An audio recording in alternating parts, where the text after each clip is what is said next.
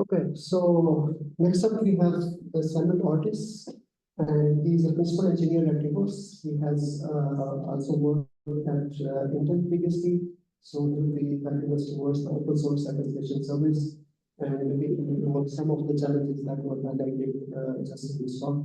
So, open source.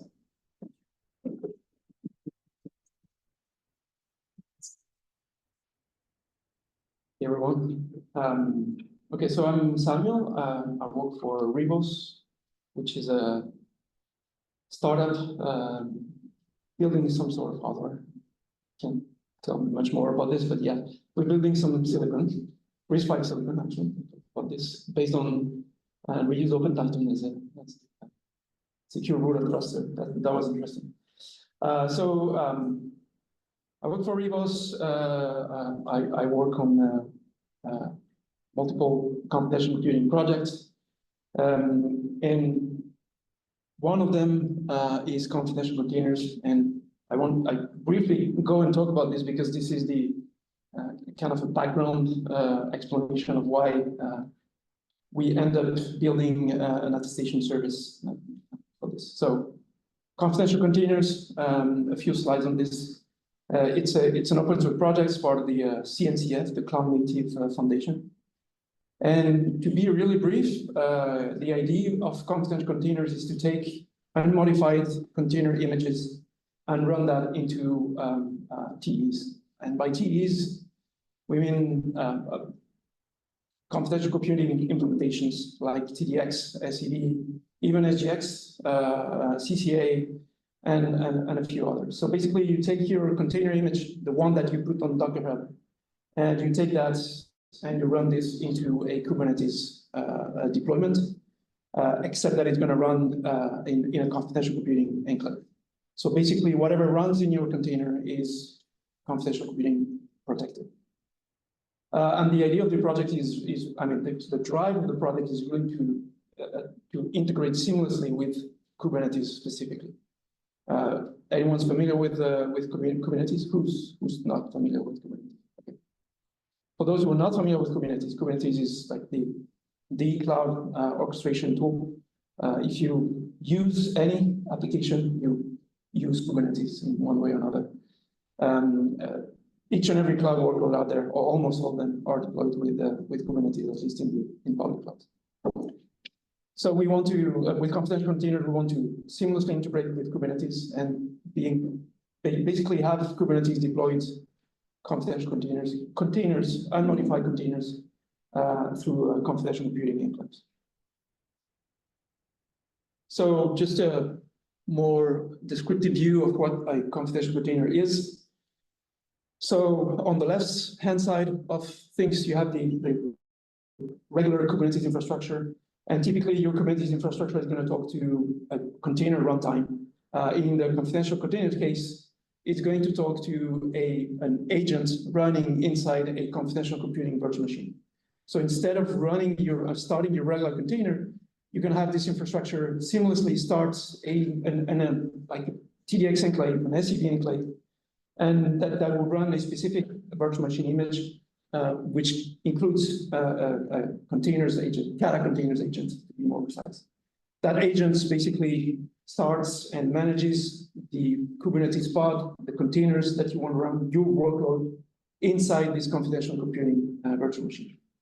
So it's really about taking these container images and basically, instead of running them straight on the node, putting them inside a confidential virtual machine and running them there. And that has to be achieved seamlessly. Just a side note, the current status of the project, if you take confidential containers today, you just install this as a runtime, and from a Kubernetes perspective, it's completely transparent. So you just launch your container images this way. Okay, so in that architecture, I'm not going to go through into details of the thread model, but the one very important part of the thread model is that what you're trying to protect are your container images. So the confidential data is the container image. The virtual machine image itself is measured, but it doesn't contain any secret. It doesn't contain any confidential data.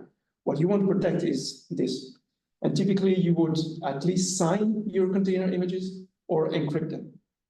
If you sign or encrypt them, you need to get some public or private key back from somewhere. And this is where all our troubles started off. So we had an encrypted container image, we need to decrypt it, we need a key. And well, confidential computing, we basically need to attest our confidential virtual machine against some attestation service, and then get some token back, use that token to talk to a relying party that would eventually provide us and release a key to us so that we can decrypt the container image and actually run it inside a confidential computing virtual machine. So it's nice and all, right? It's fairly simple. It's a fairly classic confidential computing deployment, where instead of booting and, like for example, decrypting a disk, you would just get a key to decrypt a set of container images and run that inside your confidential view. So we implemented this whole thing on the left, the confidential data hub, the attestation agent, the Kata container agent, image, Rust crates for manipulating container images, a bunch of stuff. And actually, this is really something that a lot of the engineering forces are interested in. The left-hand side of the picture, the guest-hand side. How do you implement your Linux guest kernel? How do you support confidential computing? There's a lot of effort in that part. But in this part here, on the right-hand side, we're really hand-wavy about this. We're just saying, hey, you're going to need a secret at some point. You just talk to a relying party and you get something back. And this is really a problem for computational teams. And it's kind of a fairly big elephant in the computational computing group. We're really hand-wavy about attestation services. We just say, yeah, there's some magic black box out there that you can talk to, and it will give you some secret back as long as you can attest of your workload. So there are a lot of we ask ourselves a lot of questions as part of the computational containers project. We're getting an attestation evidence from the hardware that contain a bunch of measurements, some public keys, a lot of stuff, basically allowing us to send that to some attestation service and attest of the confidential computing virtual machine. What do we do with this? I mean, who do we send it to? And what, I mean, how do we send it to? How do we talk to relying parties? Which protocol do we use?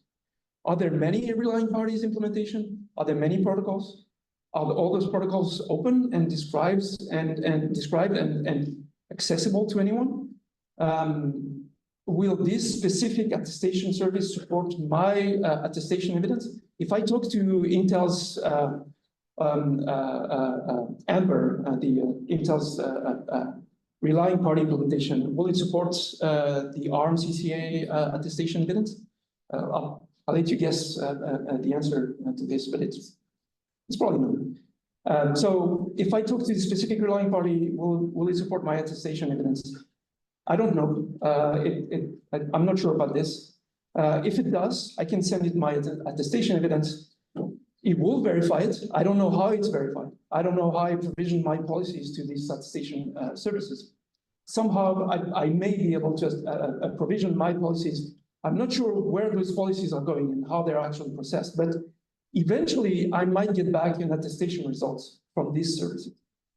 What do I do with these attestation results? How do I parse them? What do they mean? How are they formatted? Who signs it?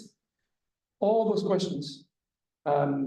We had some answers to this, but none of the answers were satisfactory to us, because basically you have a bunch of attestation, you have a bunch of relying party. Each and every confidential computing hardware out there has its own attestation evidence format. The protocol to talk to this relying party are completely wild, undefined, not specified. Most of them are not accessible to everyone. So you need to be a customer of one of those cloud providers, private or public cloud providers, to actually access it. And you get an attestation result back. You don't know how it's been built. You're not sure what it's going to contain. You don't know where to actually get the formal description for this. A lot of answers, a lot of bad answers. So we decided to start something called Trustee. It's hidden, but it's called Trustee. It's a project under the Confidential Containers project to actually try and answer those questions with more satisfactory answers. Let me put it this way. So this project, the Trustee, which I'm going to describe, is under the Confidential Containers project. It doesn't depend on confidential containers, but it's the other way around. Confidential containers actually relies on Trustee to actually use it as a reference attestation service. So what I'm trying to say here is that anyone can take Trustee and deploy that as an attestation service without caring about confidential containers of the project. So you can basically run Trustee to attest of your regular virtual machines without any containers or cloud native stuff around it. And the idea for Trustee is that it is an open source and vendor-agnostic attestation service. By vendor-agnostic, we mean that it's not Intel's attestation service or ARM's attestation service or any vendor-specific attestation service. It will support each and every hardware confidential computing implementation that we can support or that our hardware vendors actually contribute to. It's based on a simple, open, and documented HTTPS-based protocol. So you talk to the attestation service through HTTPS, through a fairly simple protocol that is fully documented. The architecture is pluggable, and this is we want it to be pluggable so that we can actually support as many vendors as possible, and also because we also want to support different verifier backend. So you can either use the verifier driver that's part of the attestation service in Trustee, or you can actually plug Trustee to talk to existing attestation service like Intel's attestation service, Amber, I think they call it Trust Authority or something like this, or Verizon deployment, or any other attestation service, or the confidential containers one, which is Trustee. And the Trustee uses a set of policies for verifying the attestation evidence, but also for verifying the attestation token that it may receive. And all of those policies are also described through open and cloud-native formats, namely OPA. Okay, so let's go a little bit more in details on the architecture of Trustee. It's composed of two main blocks. So the first one is the relying party. This relying party is composed of two things: an attestation proxy. We'll see why we need an attestation proxy here, and a broker. So the relying party in Trustee is going to be delivering resources and secrets, keys to the attester that is requesting resources through confidential computing. So there is a broker that will verify tokens, attestation results provided to it against some policies that are provisioned in this relying party. And depending on the verification results, will release secrets, keys, basically resources back to the requester. And this relying party is called KBS, which is the original name of the project, a key brokering service. Originally, we designed all these just to release container encryption keys to confidential containers deployment. And we realized that actually it could be much more generic than this. But the relying party part of the Trustee attestation service is called KBS. Besides KBS, and together with KBS, there's a verifier implementation, and this verifier is also made of different components. One of the most important one is the verifier drivers. So we have drivers for a multiple set of hardware implementation, hardware confidential computing implementation, but not only hardware. We also have, and this is very interesting because you get, if you talk to like an Azure confidential computing virtual machine running on top of SCV, you're actually not going to get an SCV attestation evidence back. You're going to get an Azure attestation evidence back, which contains an SCV attestation evidence. So cloud provider make it even more complex to support confidential computing just to get you basically stick to their services. So as part of the verified drivers implementation in Trustee, we have an SCV implementation that actually support the regular attestation evidence format for SCV, but we also have a verified driver for Azure implementation of the attestation evidence based on SCV. And now Azure also provides attestation evidence for TDX as well. But we also have Intel's TDX verified driver for verifying the formal TDX attestation evidence. We have one for CCA. We even have one for some weird x86 implementation coming of China. So we saw some contribution from some company called Igon, I think, that they have an x86 license and they're building confidential computing on top of this. And they have their own attestation evidence. Of course, they wouldn't come with something that's specified anyways. So we have this part, which is quite important, the verified implementation. We have a reference value provider service that is where you have trustee deployments provision reference values. We have a token signer, so basically, if the verifier release an attestation token back, it signs it, and to do that, it basically verifies the attestation evidence against some policy, and again, we have a policy engine there. That part of the trustee code is called the attestation service. Kind of I'm not sure it's the right naming, but anyways. So those two blocks at the attestation service and KVS combined together form the trustee project. So trustee is really the combination of those two, and we'll see at the end of this presentation that we can use Farblend to implement different attestation service model, namely the background check one and the passport model. And on top of this, we have an HTTPS API. So when you deploy Trustee, you will expose an HTTPS API, which is the main and single point for talking with Trustee as an attestation service. And basically, you will have a TE on the other side of your networking link that's going to talk to your Trustee attestation service through this HTTPS API. The first thing the TE is going to do is, and again, it's just a regular API. So you have HTTPS endpoints, and you can basically send a post auth, which is one of the endpoints to this HTTPS API. And this is the first thing that TE would do to basically either get a resource back from Trustee or get an attestation result token back from Trustee. So it sends a post request to the HTTPS API to basically initiate the attestation sequence. And KBS, who owns the HTTPS API implementation, is going to reply with a challenge back to the TE, which contains a nonce. And if the TE wants to continue the attestation protocol, is going to reply to this nonce, to this challenge response, with another request, the attest request, which actually contains the hardware evidence, hardware or semi-hardware for public cloud providers like Azure.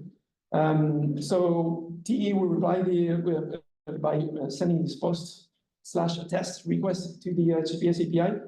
And as the body of this request, it will send the evidence containing, including the nonce for freshness. KBS receives this evidence, is going to forward that to the actual attestation service through the attestation project, which is why the attestation proxy is there. And it's up to the attestation service implementation of Trustee to actually verify that evidence. If verification is successful, the attestation service is going to reply with an attestation token back, back to the KBS. And KBS is going to be sending that back to the TE. At that point, the TE owns a signed attestation token result back from this attestation service. It can stop there and basically use this attestation token against some other attestation service to actually prove that it's been verified and get some resources back from somewhere. Or you can also talk to the relying part of the trustee at the KBS to actually get a resource back. So we'll see how these two models can coexist together. But if it wants to get something back from trustee itself, the TE is going to use the attestation token that it got back from the attestation service, send that to the HTTPS API through the resource endpoint to actually request a resource, typically a key, a secret, something that is confidential. The HTTPS API is going to forward this to the brokering service of KBS. The brokering service is going to verify the token and verify that against a set of policy, and also verify this against, well, part of the policy defines if a certain attestation token can actually access a certain set of resources. So it's not only about verifying that the token is properly signed and built and actually signed against a trusted entity, which could be your attestation service, but also about verifying that the token for this specific TE is actually able to get the specific resources that it's requesting. If that is the case, then the KBS will reply and release the resources or the resource back to the TE. And that's pretty much it for the attestation service protocol that trustee provides. So it's a relatively simple, we'll get into slightly more details, but relatively simple HTTPS protocol. It's defined through an open API specification in the Containers Trustee project. I mean, everyone can look at it and just try to verify it. Okay, so just a bit more details on the protocol itself and the few requests and responses that we have there. As I said, the host request is the first one that a tester is going to send to the KBS. It's a post, so you basically post that request to the KBS, and the body of this request is just about specifying which protocol version of which attestation protocol you're going to support, just to verify that the KBS actually supports this specific protocol. There are some extra parameters that you can pass there for specific implementation, but that's completely optional. And the response to this is going to be an attestation challenge, basically a nonce generated by KBS with a session identifier. It's an actual HTTP cookie that the KBS is going to reply back as part of the response. Next thing the attester is supposed to be doing is posting to the attest endpoint with an attestation payload. With an attestation payload and the session ID that the KBS actually provided with in the previous step. So that the KBS basically needs to compare this session ID with the nonce that it generated and basically check if those two matches to start verifying the attestation evidence. The attestation payload contains potentially ephemeral public key, either as part of the attestation evidence or as a separate field in the body of the payload. But it definitely contains the attestation evidence that is nonced with the previously provided nonce by the KBS. And the response to this, if verification is successful, is an attestation token payload with a set of claims. Some of them are registered custom claims, registered claims, and other are custom trustee-specific claims, like the attestation evaluation and the attestation service endorsement. So you basically want to obviously get back the certificate chain for who signed this attestation token, so that you can use that against different attestation services, and they can verify if it's a trustworthy token. If we look at a little bit more in details in the actual token, this is the interesting fields. There's a evaluation report that basically contain the policy engine output, so the OPA output, OPA engine output the policy hash to basically describe which policy were applied to generate this evaluation report. The TCB status is basically the decomposed hardware attestation evidence, and the public key is the public key of the signer, basically public key of the attestation service. As part of the customized claim, they have two important fields: the runtime data, which is typically a big chunk of the attestation evidence, including the public key that you will find in the attestation evidence. And another very interesting part is the init data, which is the personalization of your attestation of your instance. So it's some data that was provided by it's untrusted data provided by the host, but measured. So basically, the host, for example, can personalize completely the virtual machine instance, virtual machine images, with policies, public keys, certificates, anything it wants. That's going to be part of the attestation evidence, and the attestation service can basically verify that it's been personalized as expected, and release the secret accordingly. Once the attester, the TE gets the attestation token, it can use this attestation token against other attestation services or also against a trustee to actually get a resource back. Again, in our case, the confidential container case, a container image encryption key, or decryption key rather, in order to decrypt the container image and actually start it. So the request for this is on /resource, it's a get.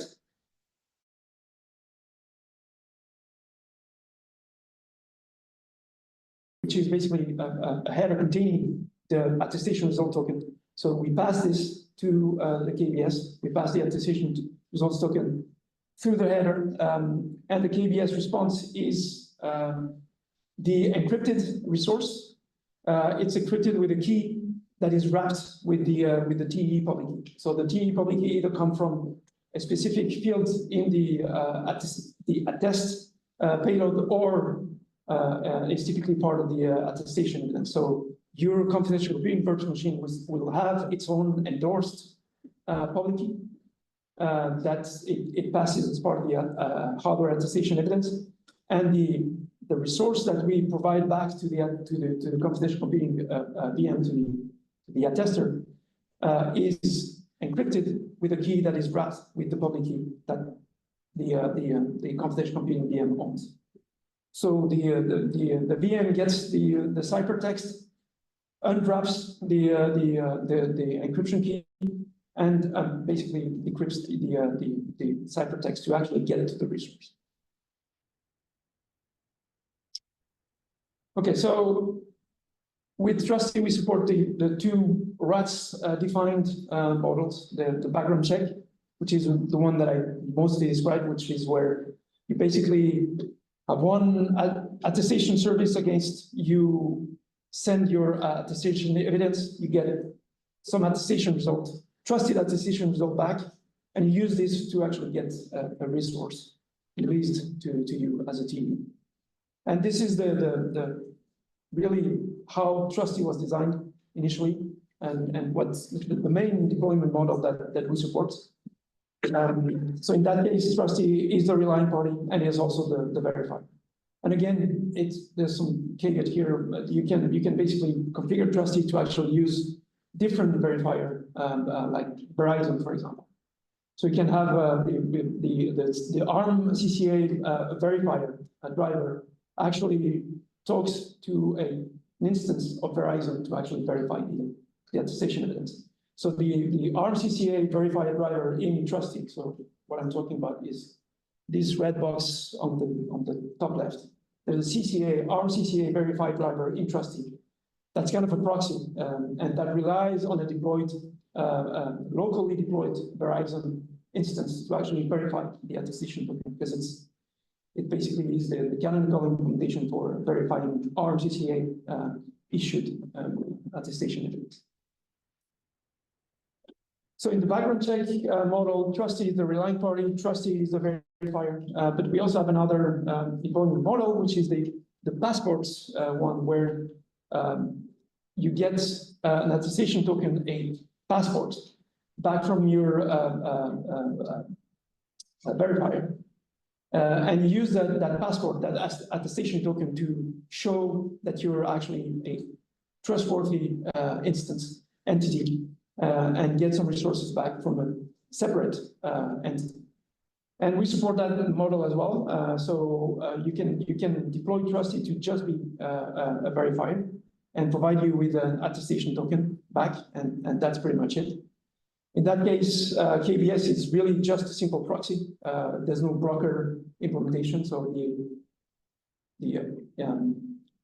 the dotted box at on the right hand side of the trustee box is enough. It doesn't do anything in that deployment model, and we just turn to the attestation service to basically issue attestation tokens back to the attester. And you can have another trustee deployment that you can provide it with attestation tokens that you get from the trustee verifier deployment. And the box at the bottom is the relying party in that case, only the relying party, and basically it's only running the KBS part of trustee that verifies the attestation results and eventually releases resources and secrets. Right now, one of the problems with this, and it's part of the open, is that in that model you need to actually run two trustee instances, because the attestation token that trustee releases is defined by trustee. So it's only understandable by trustee. Actually, it's not understandable by trustee. It's a regular GWT token, but the custom claims that are part of this GWT token are only so far implemented by trustee. That's I'll get back to this in a few slides. Actually, I get back to you right now. So a few important opens and the attestation token format that I want to mention. We want to change the attestation token format that we use to basically switch to EAR the IETF drafts, so that we have a more standardized attestation result format back, and we can use whatever trustee provide as a verifier against other relying party, not only trustee. So that's very important for us. Not using our own specified format. And to be fair, the EAR is really the first, in our opinion, the first viable attestation result format that we can use, and we can see it has a future for other relying party to implement, and that would allow us as computational containers and trustee to basically talk to multiple relying party, not only trustee. So we're hopeful that something like EAR that is going through IETF is something that will actually standardize part of the computational computing zoo, namely the attestation results format. So that would be very helpful. The reference values provisioning, you may remember from this slide here that the attestation service parts has a reference value provider service.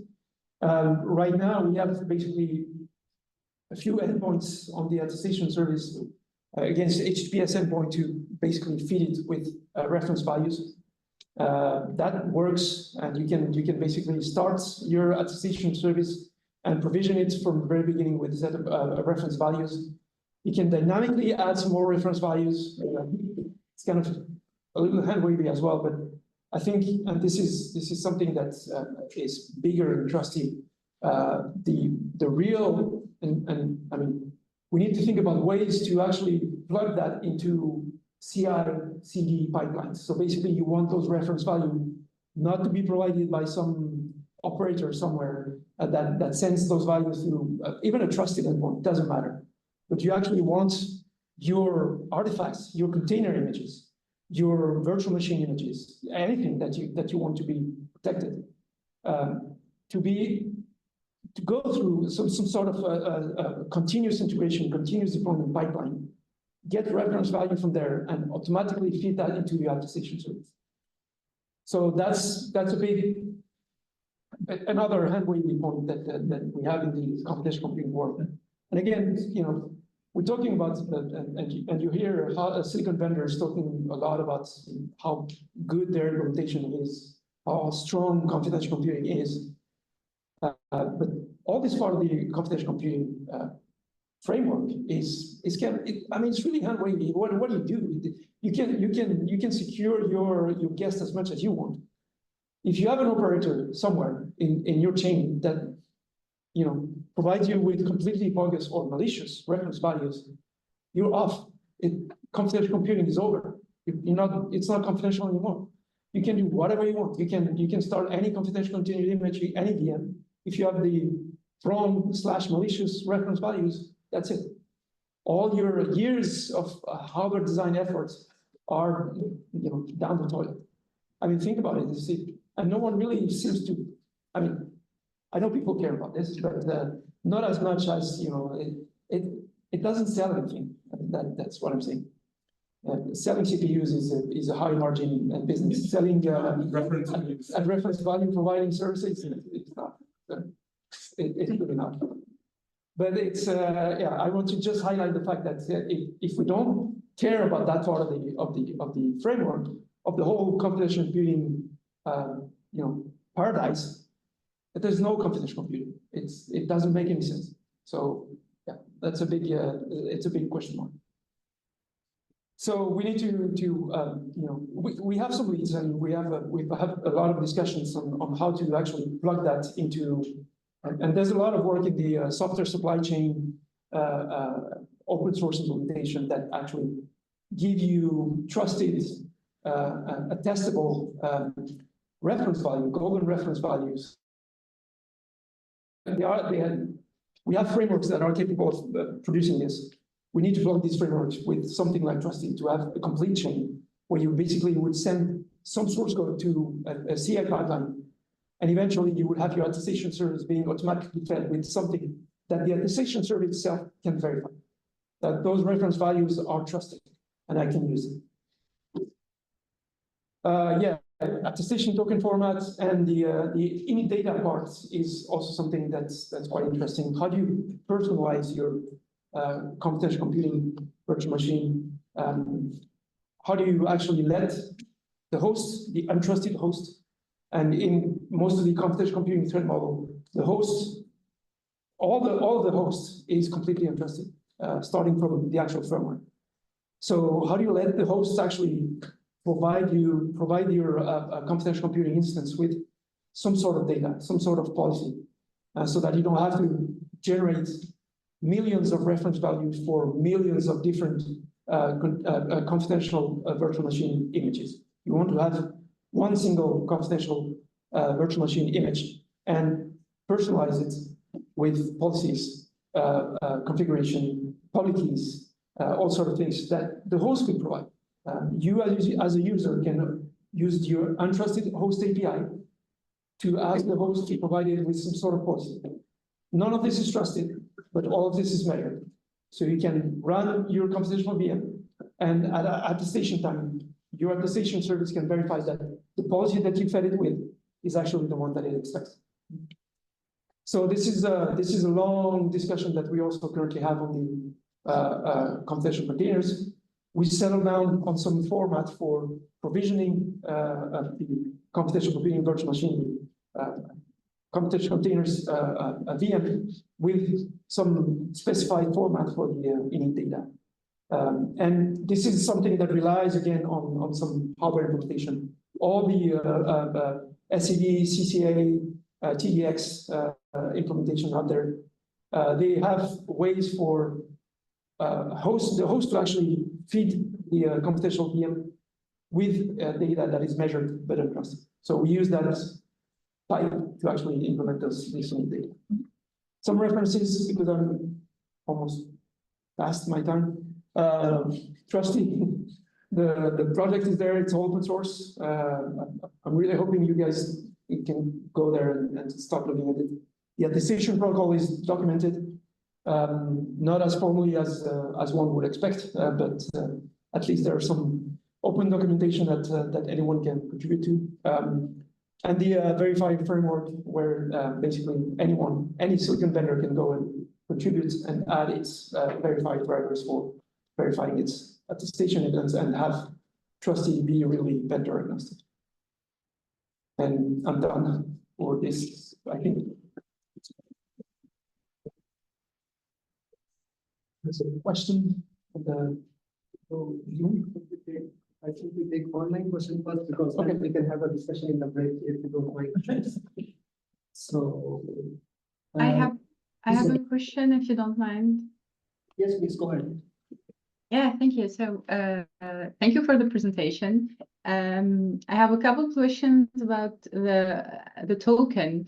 So if you don't mind to go back to the slide where you have the architecture, trustee architecture.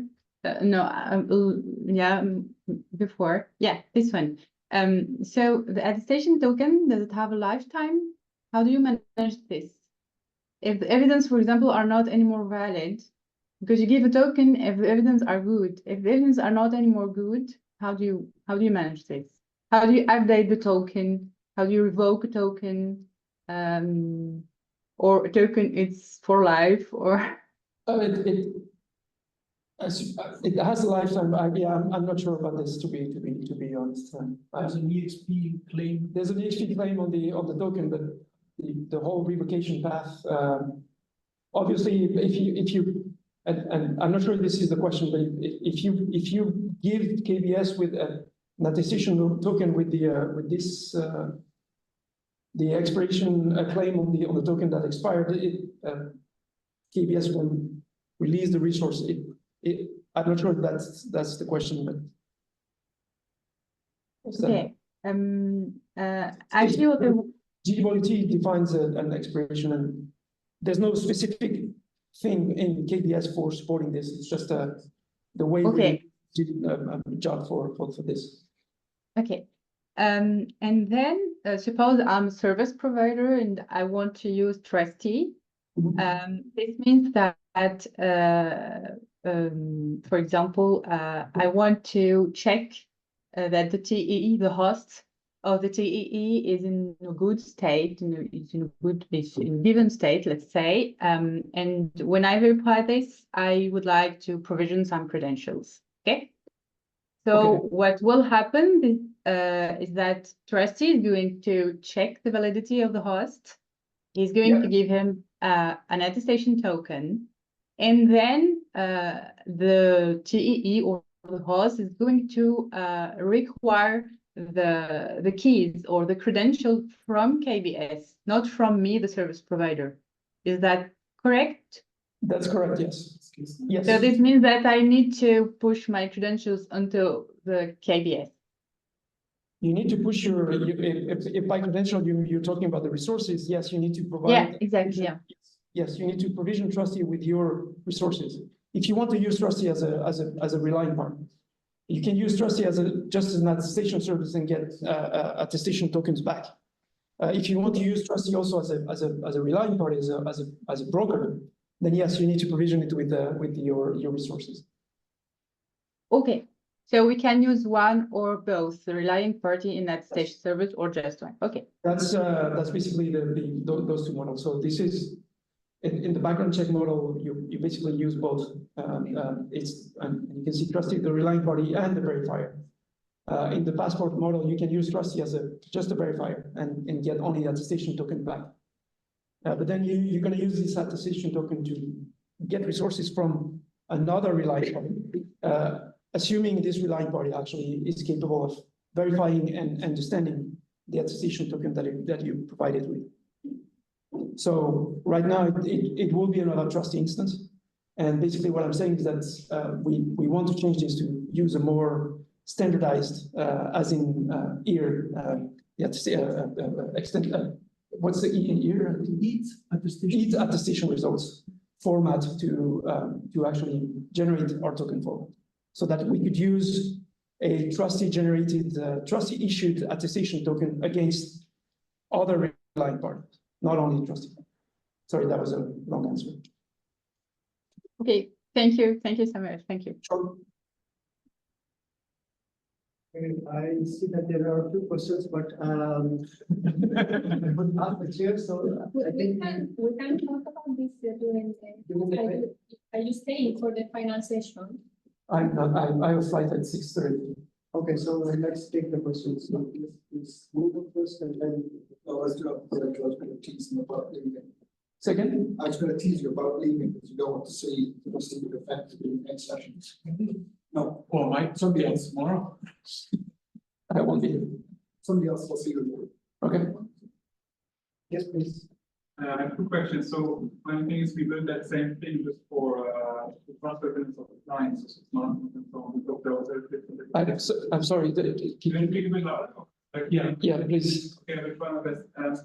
So we built the same thing just for a different use case for the transfer evidence of the smartphones of the clients. Because we also have different attestation formats which need to be translated into like a general application format. So we also look at that. And my first question would be, why did you choose for, can you maybe go back to your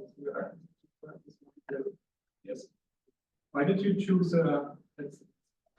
I mean you don't talk you use the REST API, but why didn't you like consider something like OAuth, for example? Because for me it looks like you have a public cloud, actually public environment, you provide some evidence of the trustworthiness, which is actually a granted it's just a choice because It's another option, but I think it would be more complex than what we defined. We really aim for simplicity, and it's basically a very simple HTTPS API with just a cookie for tracking what's happening.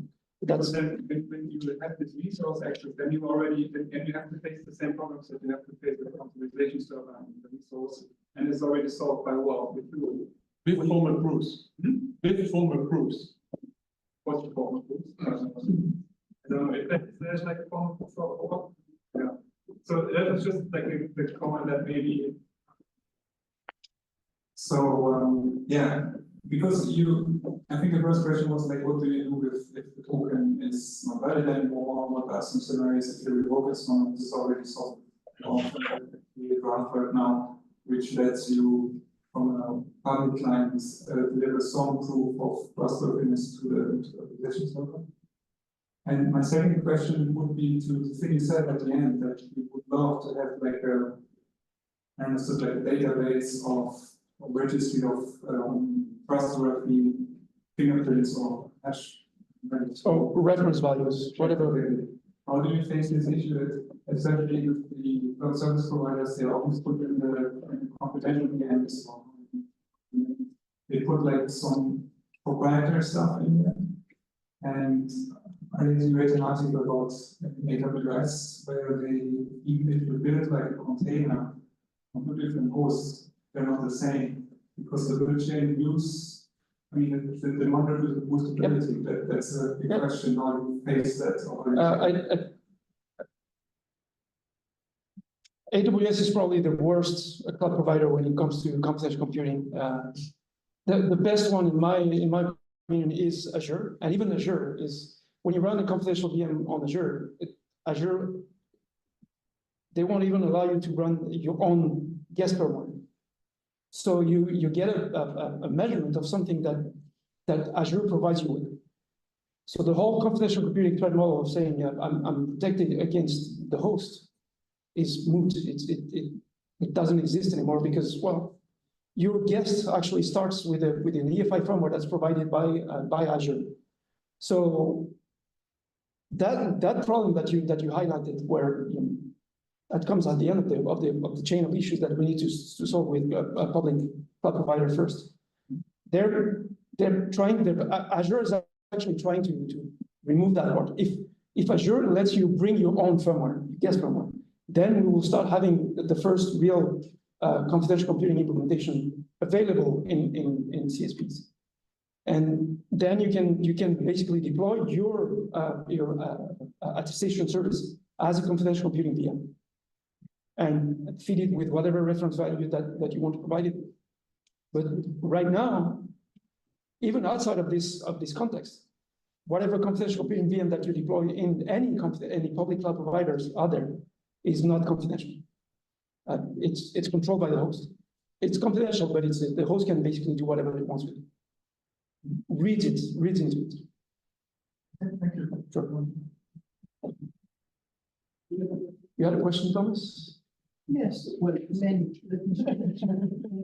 Okay, one simple one. You have 2 points here. You have 2 points in the attestation. So what's the difference between two? The first one is basically, I mean, the implementation is the same. It's just that they use different. The one on the left is the policy against the reference values and the identity of the requester. So you want to be able to map an attestation evidence against a set of reference values. So the policies, the content of the policies are different. It's not about how they process, if that makes sense. And the other one? The other one is to basically be able to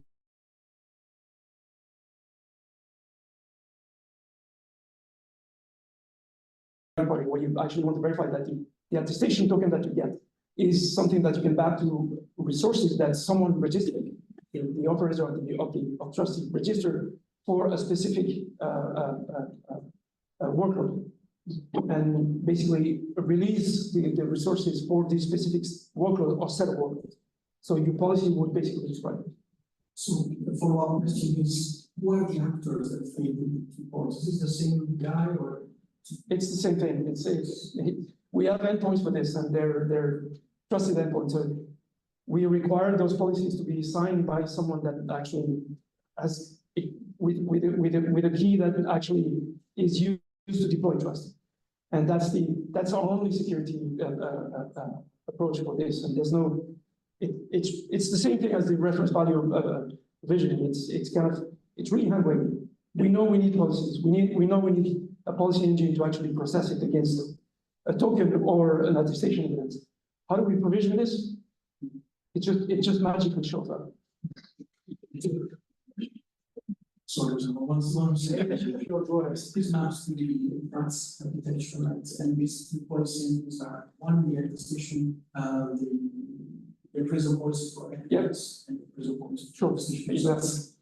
We just try to. There are 2 different actors that intervene, but since here you have perhaps the 2 roles in one. Yep.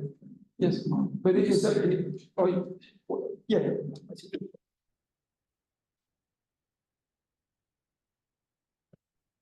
I would just follow up on what you said about for Microsoft. You were mentioning that Microsoft is going to allow uploading your own firmware, right?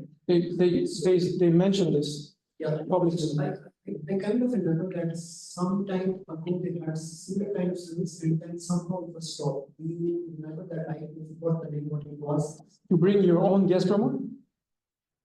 Yeah, I think so. It was something like this. I don't know. I'm not aware that they ever had this service. I'm not sure. I've never been aware that you can actually bring your own firmware to start. I mean, you can bring your own firmware, but it's going to run on top of whatever Azure provides you with. So right now, you cannot just say, "This is my firmware," and you need to bootstrap a SCD or TDX VM from that firmware. There's no way to do this. So it shows on the measurement that Azure provides, where you have a measurement for firmware that comes from Azure. So starting from there, the worst part is that not only you cannot verify that measurement, but no one has seen the source code for this firmware. So even if you have the source code, it doesn't mean anything, but at least it shows some goodwill from Azure. But and don't get me wrong, they actually are very open and very active. But you get a measurement for something that you don't have the source code with. You're not even, you could actually, if you have a source code, you can actually try to rebuild it and try to compare the measurement of your build against what you get from the attestation evidence, but you cannot even do that. So you're completely off. Yeah. very quick story related to that. If you think about standard reserve, I actually worked with an OEM that produced servers for us. They sent me a box with 40 servers in and 2 completely different firmware. They denied all responsibility. I have no idea what happened between them compiling the firmware from AMI to receiving those servers. So, you know, I think in this case, actually, Azure is actually doing a good job if you consider what some argument. Oh, yeah, no, actually. I want to emphasize this, that I mean, and Azure, Microsoft Azure is a heavy contributor to Containers, Containers and Trustee. So don't get me wrong, they're really open and they try to actually change things. And certainly they're like the best cloud provider as far as containers goes, in my opinion. But it's still room for improvement. Yeah. But they're almost there. Okay, so we don't want to miss that slide, so we are, Netherlands work, I think it was very interesting, and we are, I think it's, very challenges. Yeah. Some of them we are addressing in trying to address in the competition working. And, yeah, that's very interesting. Okay, thanks a lot, one second, and,